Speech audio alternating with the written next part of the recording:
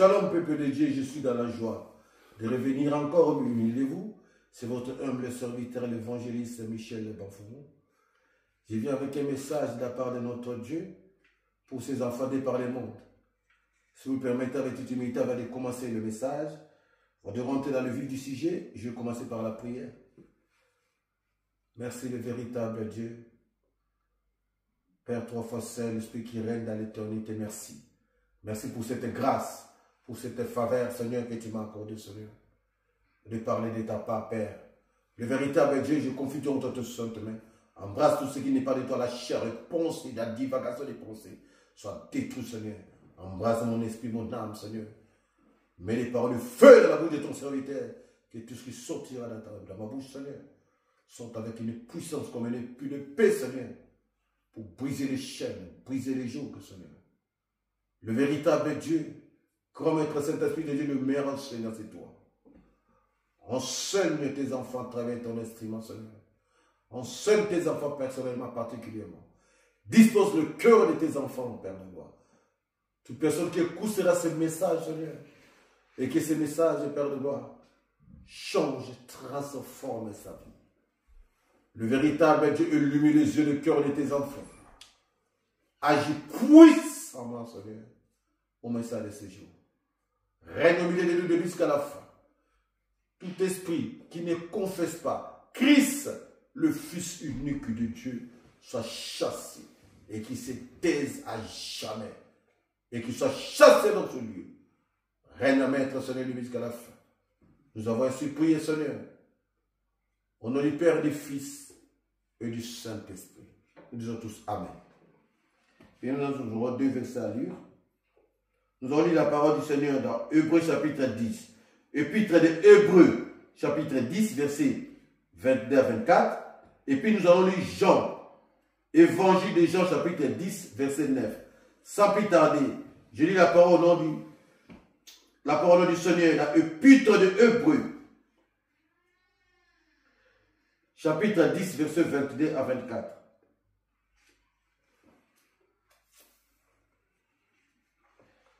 Approchons-nous avec un cœur sincère,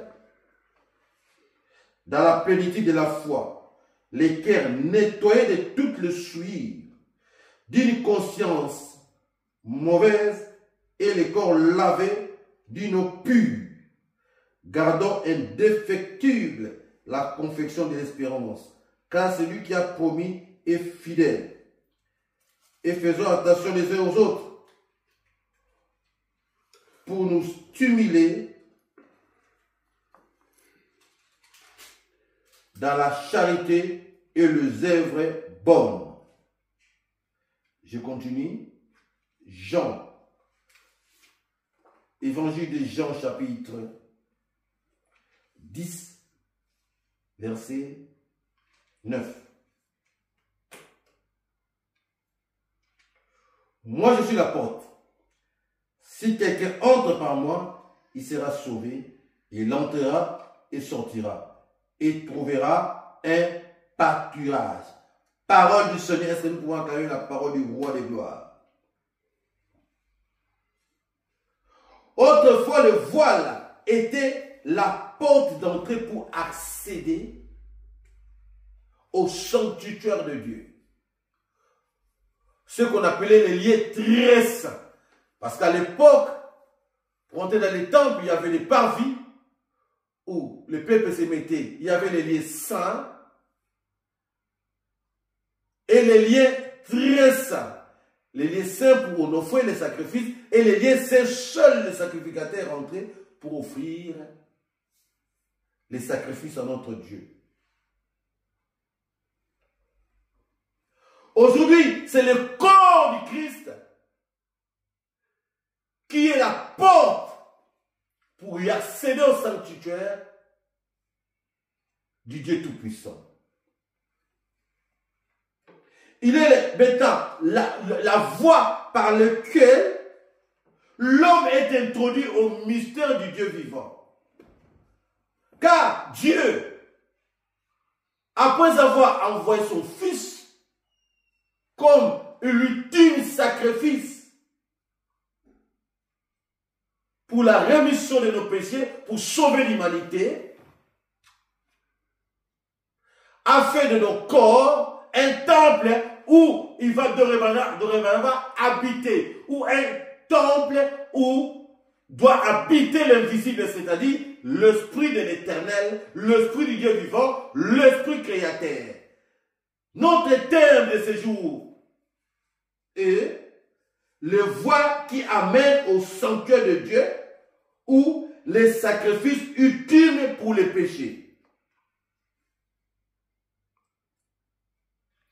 Comme je disais tantôt, Dieu a fait de notre corps une tente où habite l'invisible. À travers cela, nous avons pu bénéficier de la foi, de l'espérance et de l'amour. Ces trois choses qui nous donnent l'accès direct au royaume de Dieu vivant. L'ancienne alliance ou l'Ancien Testament, tout entier, annonçait déjà la venue du Sauveur,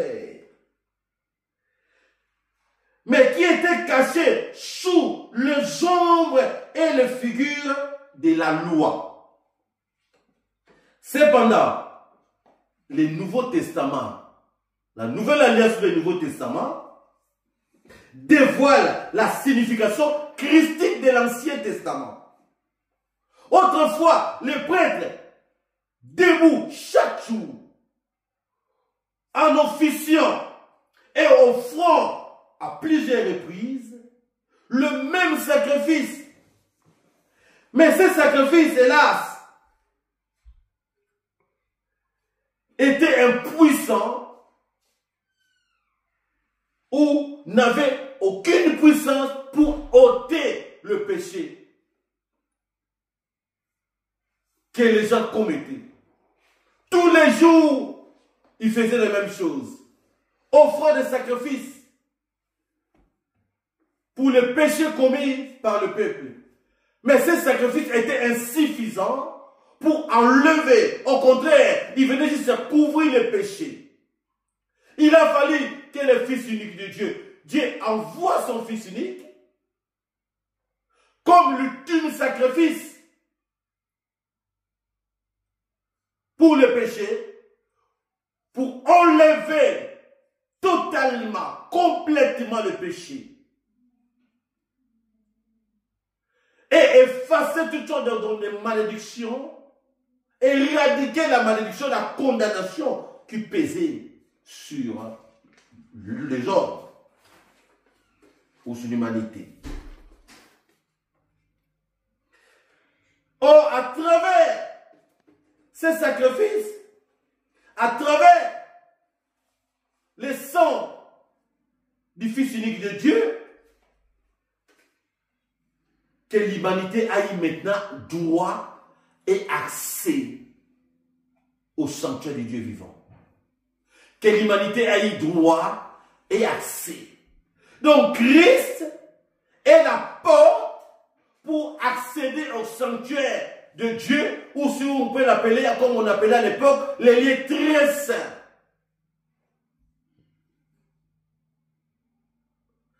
Donc Christ est la porte d'entrée pour entrer dans la présence de Dieu. Pour entrer dans la présence de Dieu, tu es obligé de passer par cette porte, de traverser le corps du Christ. C'est-à-dire d'accepter Christ, le sacrifice ultime du péché, comme le seul, pas comme, mais le seul Seigneur, le seul Sauveur, qui a offert son corps pour que nous soyons sauvés et délivrés de ces jougs que l'ennemi nous avait fait porter par la force.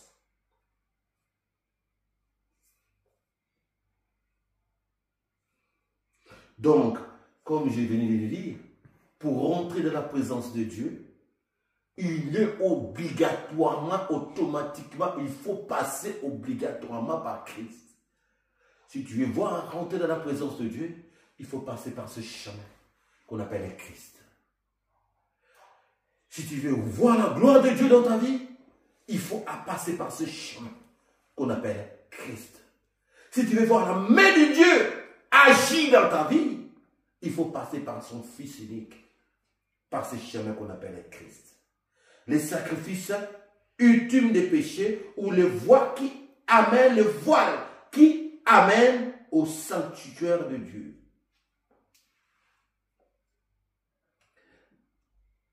La parole d'Éternel nous dit ceci.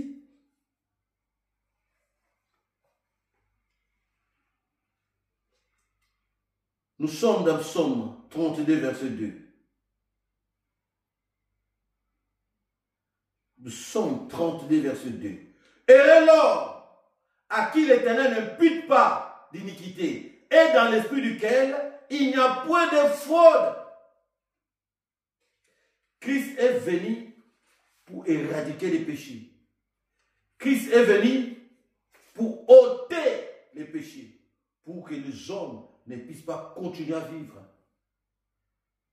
sous les jours du péché, sous la malédiction, sous la condamnation, mais qu'ils aient l'accès facile au sanctuaire de Dieu. C'est pourquoi, pour y accéder au sanctuaire de Dieu, il y a des conditions. Pour rentrer dans la présence de Dieu, il y a des conditions à remplir. Première condition, il faut passer, comme je disais tantôt, par Christ, c'est-à-dire accepter et croire que Christ est le Fils de Dieu et qu'il est mort en sacrifice pour nous. C'est la première condition. La deuxième condition, il faut s'approcher de la porte du sanctuaire qui est Christ avec un cœur pur. Nous venons de lire ici, dans Hébreu. Avec un cœur pur, lavé de toute souillure. Et la troisième condition, il faut avoir une bonne conscience.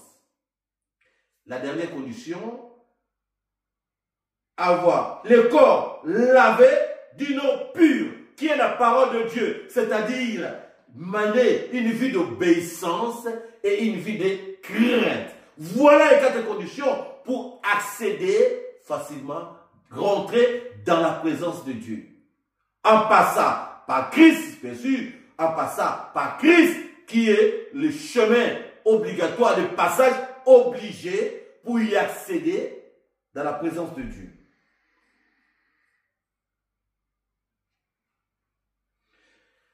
Bien-aimé, Christ nous demande d'être fidèles et loyal à son égard. Tout en gardant l'espérance. Car lui-même qui nous a choisis, il est fidèle. Et nous, de notre tour, nous devons aussi être fidèles. Parce que celui que nous servons est fidèle. Fidèle à tous ses engagements, fidèle à toutes ses promesses qu'il nous donne. Vous devez savoir une chose, bien-aimé. Accepter Christ dans la vie,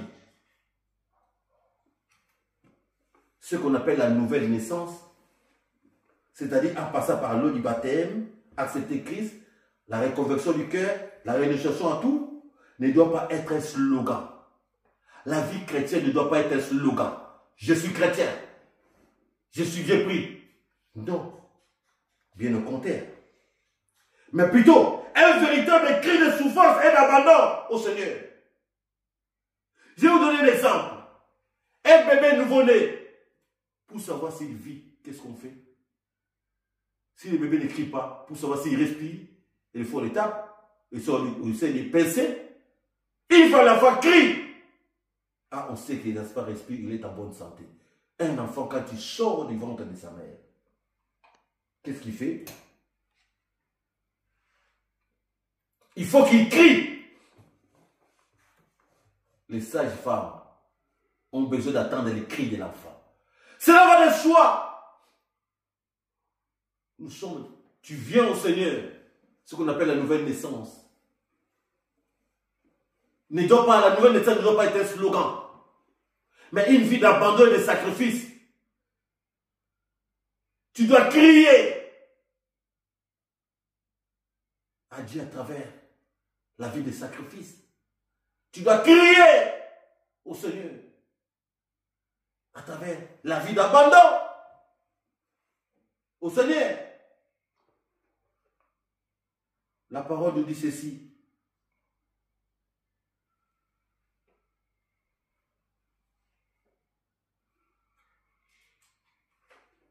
La parole du Seigneur, nous allons lire encore la parole du Seigneur.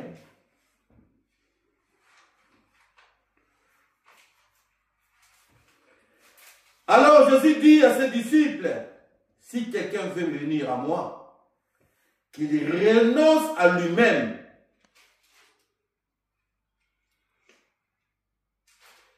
Si quelqu'un veut venir à moi, qu'il renonce à lui-même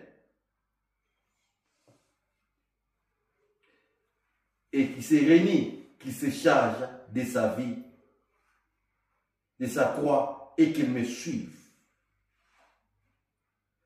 Qui veut en effet sauver sa vie la perdra, mais qui perdra sa vie à cause de moi la trouvera.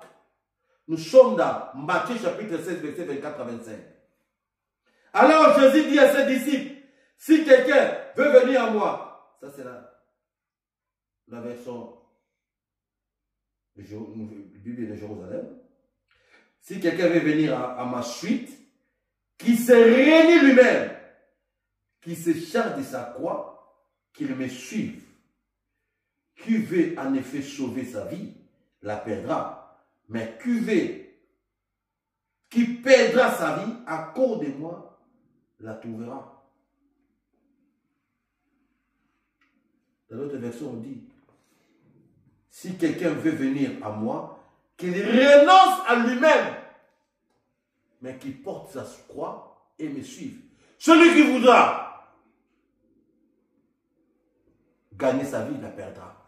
Mais celui qui perdra sa vie à cause de moi, la trouvera. Donc, comme je venais de dire, ou je disais tantôt, suivre le Seigneur, être chrétien, ne doit pas être un slogan, mon frère, ma soeur. Mais un véritable cri de changement, de transformation et d'abandon à notre Seigneur.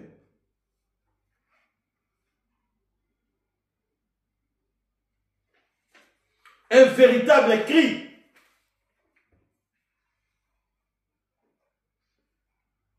La vie chrétienne sans sacrifice. Les cris, c'est quoi? C'est les sacrifices. La vie chrétienne ne doit pas être une vie de prestige. Bien au contraire, une vie d'abandon et de sacrifice à notre Dieu. Car le cri, c'est les souffrances, c'est les sacrifices, c'est l'abandon à notre Dieu. Le voile qui amène au sanctuaire de Dieu, ou les sacrifices ultimes des péchés. Le Seigneur veut avec que nous soyons de véritables disciples, que nous posons des vrais actes d'amour. Comme la parole nous le dit. Dans Romains chapitre 12, verset 1er. Je vous exhorte, frères, par la miséricorde de Dieu, à offrir vos corps comme un sacrifice vivant, saint et agréable à Dieu. Ce qui sera de votre part un culte raisonnable. Nous sommes dans l'épître de Paul aux Romains, chapitre 12, verset 1er. Dieu nous exhorte, si ce n'est pas, à offrir nos corps comme un sacrifice vivant. Il faut être écrit.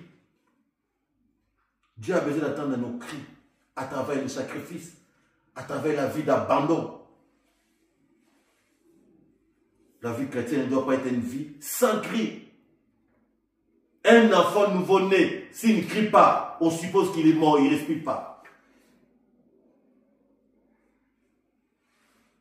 Il y a des chrétiens morts d'eux. Tu es passé par une nouvelle naissance, mais qui ne crie pas. On n'entend pas. Pas de sacrifice, pas de vie d'abandon au Seigneur. Mon frère, ma soeur, Dieu a besoin des enfants qui s'abandonnent véritablement à lui. Qui se donnent véritablement à lui. savez, il y a deux catégories de chrétiens. Il y a des chrétiens qui suivent le Seigneur et il y a des chrétiens qui cherchent le Seigneur. Mais Dieu a besoin de deux. Dieu n'a pas besoin seulement des chrétiens qui suivent le Seigneur, qui le suivent. Le Seigneur a besoin des chrétiens qui le suivent et qui le cherchent. Pourquoi? Parce que chercher le Seigneur, c'est quoi? Chercher le Seigneur, c'est se convertir, s'engager pour Dieu. C'est-à-dire se consacrer, s'abandonner. Abandonner tout ton être, ou ton être tout entier à ton Dieu. Abandonner ton être tout entier en Dieu, entre les mains du Seigneur. Et suivre le Seigneur, c'est tout simplement se soumettre entièrement à lui. Mais il y a d'autres aussi qui suivent le Seigneur pour leurs propres intérêts. Mais nous ne devons pas suivre Dieu pour nos propres intérêts, pour le ventre, mais nous devons suivre Dieu parce qu'il est le seul chemin, parce qu'il n'y a pas d'autre voie, parce qu'il est la seule voie qui paie, qui nous amène, pas qui paie, qui nous amène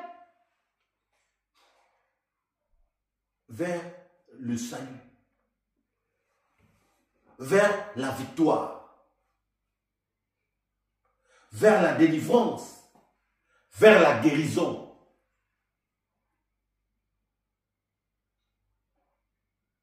Ésaïe nous dit, cherchez l'Éternel pendant qu'il se trouve, invoquez-le tandis qu'il est prêt. Ça c'est Ésaïe qui nous parle. Ésaïe, chapitre 55, verset 6.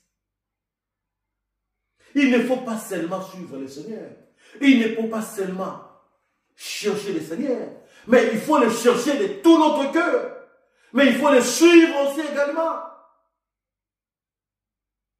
Dieu a besoin des enfants fidèles qui le suivent et qui le cherchent de tout leur cœur. Pas pour les intérêts matériels. Pas pour les intérêts éphémères. Mais pour une richesse inépuisable qui est la vie éternelle.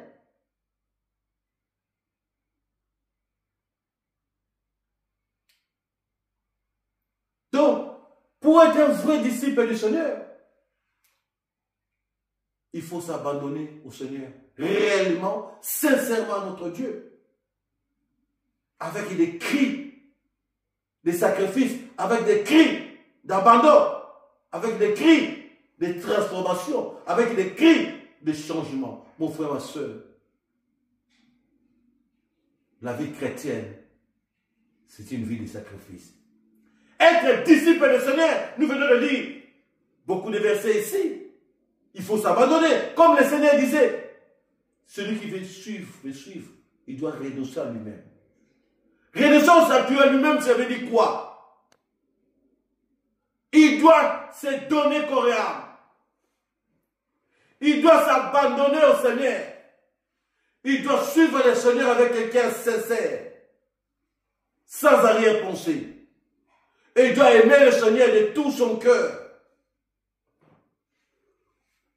C'est ça, renoncer à lui-même. Tu ne peux pas suivre le Seigneur tout en passant à soi-même. Parce que si tu perds ta vie en suivant le Seigneur, c'est-à-dire tu abandonnes tout. Tu abandonnes les plaisirs de ce monde, les désirs de ce monde, la séduction de ce monde. Christ te récompensera. Christ te rémunérera. Il va te payer parce que c'est lui qui paye. Quand tu cherches le Seigneur, sache bien qu'il y a un grand bénéfice. Si tu cherches l'Éternel, sache bien qu'il y a une grande récompense. Le Seigneur récompense toute personne qui le cherche avec quelqu'un sincère. Suis-tu réellement le Seigneur?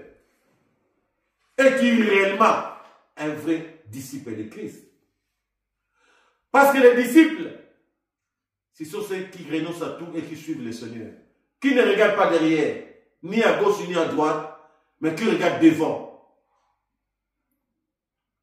Qui regardent la voie, qui regardent le chemin qui est Christ. Qui regardent le conducteur.